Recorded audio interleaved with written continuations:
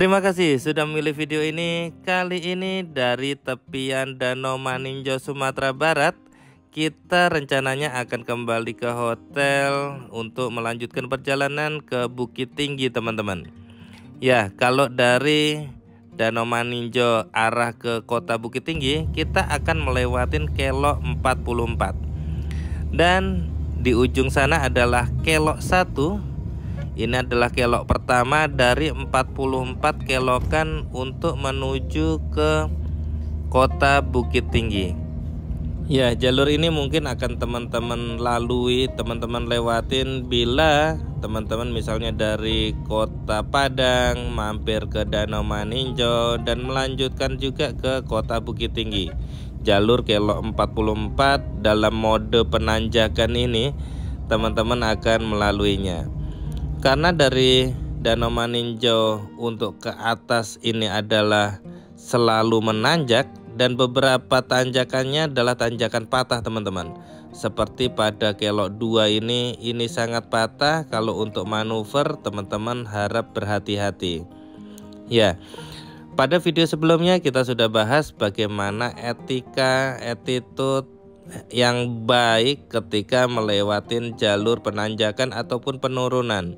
Dan pada video ini kita akan mencoba membahas tentang bagaimana performa kendaraan apabila melewatin tanjakan-tanjakan yang panjang seperti ini.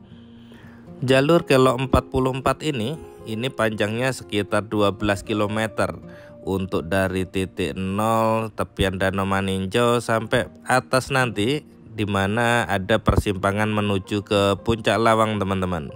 Ya, itulah jalur kelok 44 sepanjang sekitar 12 km dan dalam 12 km itu akan selalu menanjak dan juga jumlah kelokannya ada 44. Untuk teman-teman ketahui bahwa di jalur kelok 44 ini ada batasan jenis kendaraan yang lewat, teman-teman.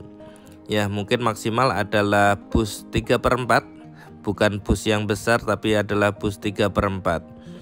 Kalau bus besar mungkin akan banyak nyangkutnya di jalur ini dan itu tentu saja akan sangat membahayakan. Menurut saya jalur penanjakan kelok 44 ini tingkat kesulitannya adalah medium high. Jadi mungkin akan medium saja bila teman-teman sudah terbiasa jalur-jalur pegunungan. Tapi akan menjadi high apabila teman-teman biasa jalur-jalur yang datar-datar saja, kota-kota saja. Jalur ini membutuhkan beberapa trik untuk bisa melewatinya. Tentu saja karena jalur ini ada tikungan patah-patahnya, ini teman-teman harus bisa memposisikan kendaraan secara jalur ataupun juga giginya, teman-teman. Seperti pada jalur ini patahannya patah sekali, tapi karena sepi kita masih bisa santai saja untuk melewatinya. Dan kendaraan yang saya gunakan ini adalah kendaraan Matic, jadi tidak perlu ganti-ganti gigi. Dan ternyata pun dengan Matic ini masih bisa melalui jalur ini dengan santai saja, teman-teman. Sekaligus menjawab pertanyaan diskusi di kolom komentar sebelumnya. Jadi ada teman-teman yang mempertanyakan apakah ketika kita melewatin tanjakan seperti ini, kalau kita menggunakan kendaraan yang manual, apakah dibolehkan untuk setengah kopling terus-terusan untuk nanjaknya? Saya akan menjawab tidak, teman-teman. Jadi setengah kopling hanya untuk menjaga di awal saja. Jadi jangan sampai kita jalan tapi RPM tinggi dan juga koplingnya masih kita injak sebagian. Itu akan cepat membuat kopling teman-teman jadi aus.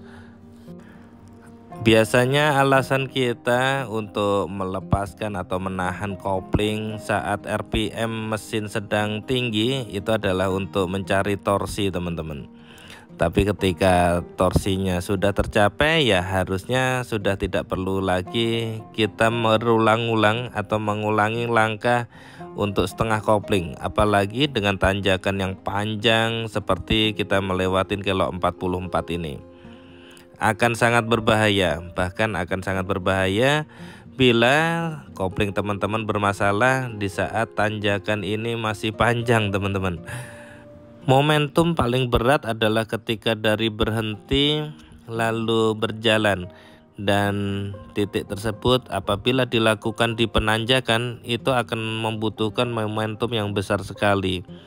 Oleh karena itu, seperti pada video saya sebelumnya, bahwa kita sebaiknya memberikan prioritas dari teman-teman yang arahnya dari bawah menuju ke atas ketika melewatin tikungan-tikungan yang hanya bisa sekali jalan seperti ini teman-teman. Jadi prioritaskan yang dari arah bawah. Teman-teman yang dari arah atas bisa menunggu di tempat yang lebih aman.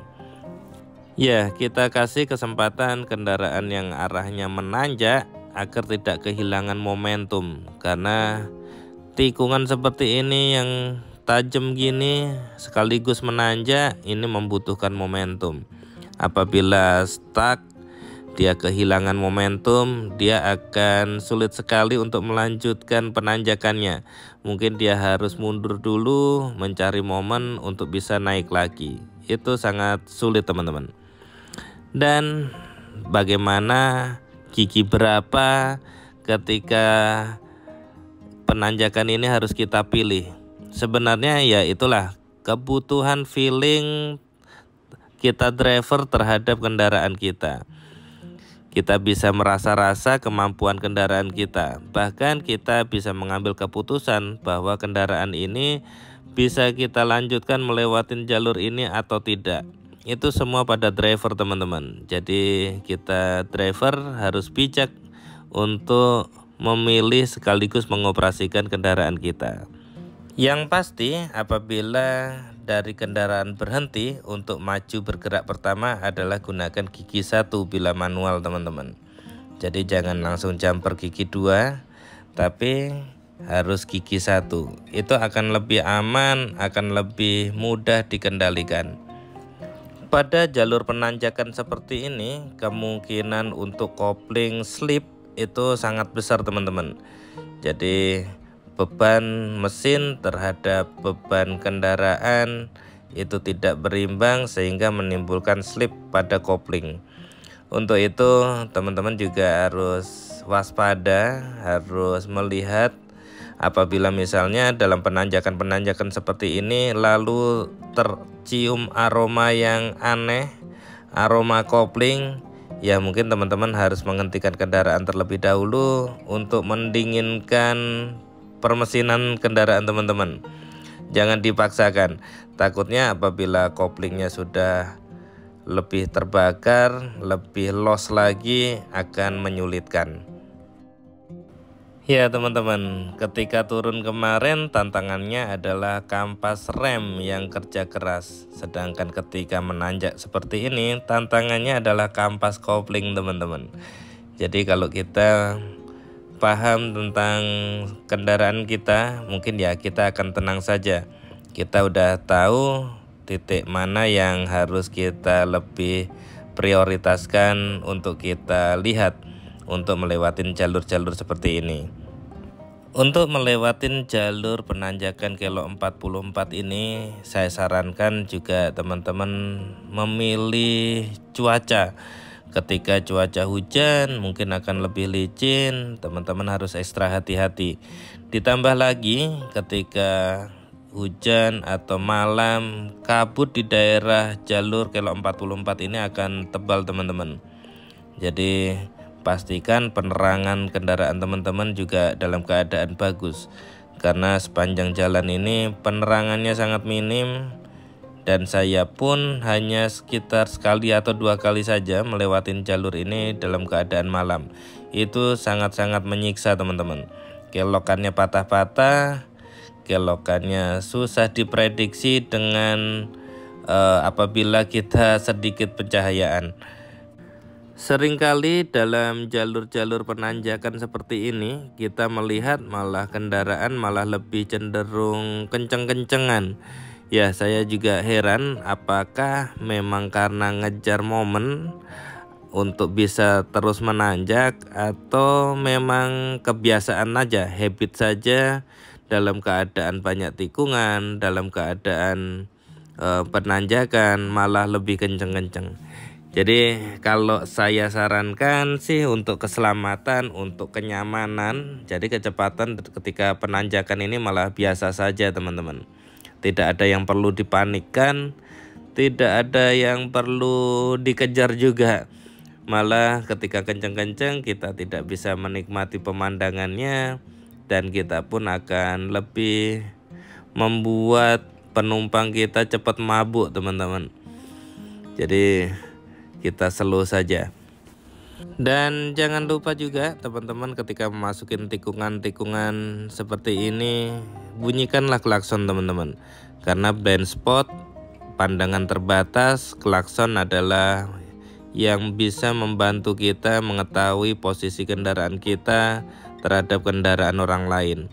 Jadi kita klaksonin saja. Jadi teman-teman yang mungkin dari arah berlawanan yang blind spot juga bisa mengatur kendaraannya. Jadi klakson di tikungan bukanlah sebagai mitos, tetapi memang sebagai prosedur keselamatan teman-teman. Jadi silahkan dilakukan saja. Jalur Kelok 44 Danau Maninjau ini, siapapun yang pernah melewatin jalur ini pasti akan terkenang sepanjang masanya teman-teman. Karena selain namanya yang khas Kelok 44, suasananya pun juga sangat khas teman-teman. Tikungannya 44 hanyalah yang terregister, sedangkan tikungan aslinya sangat banyak. Jadi tikungan tajamnya aja yang hanya 44. Ini tikungannya tajam dan menanjak teman-teman di spot ini teman-teman, tapi tidak perlu panik. Dengan trik-trik, metode-metode yang sudah kita sharing, tentu saja akan bisa melewatin jalur ini dengan mudah teman-teman. Dan mungkin untuk teman-teman yang lain yang mempunyai pengalaman melewatin jalur ini atau jalur yang lebih ekstrim lagi, silahkan tulis di kolom komentar. Kita saling sharing dengan vibe yang positif saja teman-teman. Jadi tidak ada yang lebih bagaimana,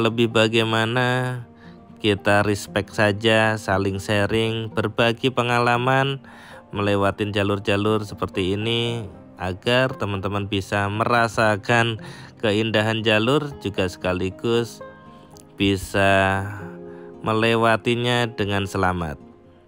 Dari video-video yang kami sharing pun sebenarnya kami tidak ingin teman-teman hanya melihat video ini saja. Jadi silahkan ambil kunci kontak teman-teman, panasin kendaraan teman-teman, lewatkanlah jalur seperti ini teman-teman. Jangan dimanja kendaraannya, kita nikmatin saja. Karena tanpa menikmatin langsung, saya pikir juga tidak terlalu berfaedah video-video yang kita sharing ini. Ya teman-teman, berkendara 12 km saja di jalur Kelok 44 ini sungguh melelahkan teman-teman. Mungkin kita akan sering menghela nafas panjang karena memang kelokannya tidak habis-habis, tanjakannya tidak habis-habis. Di sebelah kiri mungkin masih tebing, masih lebih relatif aman. Sedangkan yang sebelah kanan ini adalah penurunannya, jurangnya, yang kalau kita misalnya tidak konsentrasi itu juga akan sangat berbahaya teman-teman. Tapi lebih dari bahaya-bahaya, potensi bahaya yang ada di jalur ini, keindahannya, temperaturnya, suasananya, ini sangat-sangat recommended buat teman-teman yang sudah lama tidak healing-healing di masa pandemi ini. Ya teman-teman, ini adalah Kelok 43, yang artinya tinggal satu kelokan lagi kita sudah sampai di pucuknya. Ini adalah Kelok 44, ini adalah kelok yang terakhir dari rangkaian Kelok 44 teman-teman. Ya, ini adalah jalur Kelok 44 Danau Maninjau, yang mungkin video ini kita sharing buat teman-teman agar juga bisa prepare lebih baik sebelum melewatin jalur ini. Dan kalau lurus kita ke Bukit Tinggi, ke kiri ke Puncak Lawang, kita ke kanan. Karena di kanan ini ada hotel tempat kami menginap teman-teman.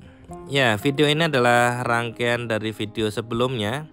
Karena di video sebelumnya saya sudah sharing perjalanan dari kota Pekanbaru sampai ke titik Maninjau ini. Dan di Maninjau ini saya menginap di Hotel Nuansa Pakset Maninjau ini, yang videonya juga sudah kita sharing, silahkan cek di playlist. Dan di video sebelumnya juga kita sharing bagaimana situasi ketika kita menurunin kelok 44 dari hotel ini sampai ke Danau Maninjau.